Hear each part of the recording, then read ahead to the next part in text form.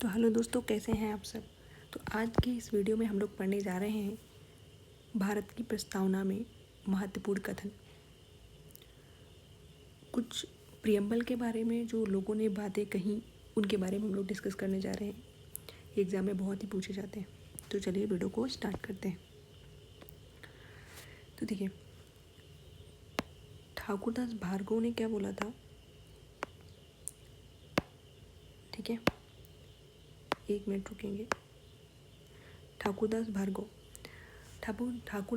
ने बोला था कि भारत की जो प्रस्तावना है वो भारत संविधान की आत्मा है, और इन्होंने महत्वपूर्ण भाग भी बोला था और भारतीय संविधान की गहना भी बोला था।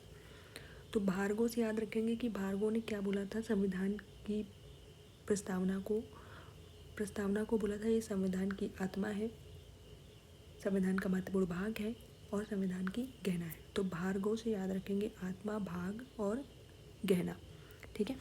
वैसे ही के मुंशी के बारे में बात करते हैं। तो के मुंशी ने बोला था कि ये संविधान की क्या है, जन्म कुंडली है। संविधान की क्या है, जन्म कुंडली है। ठीक है। नानी पालकीवाला ने बोला था परिचय पत्र है, संविधान का परिचय पत्र है, नानी पालकीवाला ने बोला था। तो परिचय पत्र किसने बोला था, नानी पालकीवाला ने बोला था। याद रखेंगे इस बात को।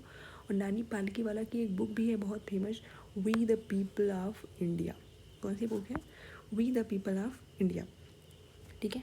नानी पालकीवाला वही है जो 1973 केशवानंद भारती बनाम केरल राज्य, केशवानंद भारती बनाम केरल राज्य में वकील थी। यही है नानी पालकीवाला। करेक्ट है। नेक्स्ट बात करते हैं।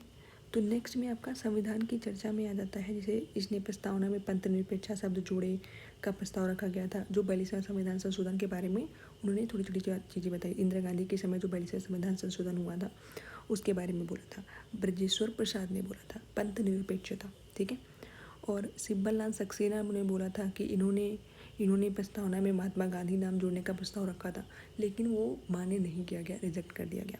ध्यान रखेंगे इस बात को।